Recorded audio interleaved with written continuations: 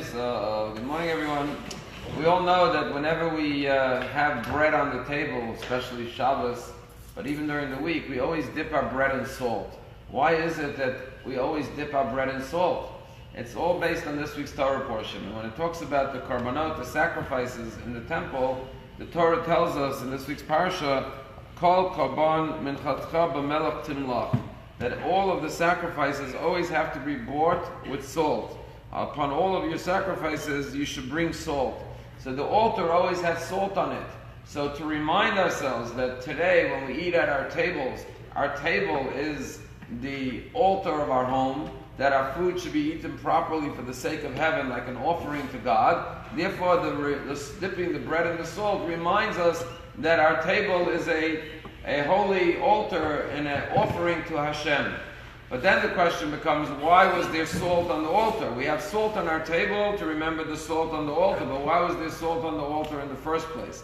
So Rashi gives a very beautiful reason. He says that when the waters were created in the 6 days of creation, the God separated the waters from above from the waters from below, and the waters from below homiletically complained to God and said, we're distant from the king. So God said, we'll take water from the seas and put it on the altar so you'll be close to God. So that's Rashi's interpretation. But another interpretation is as follows. We know that salt, one of the benefits of salt is that it draws out the flavor of the food.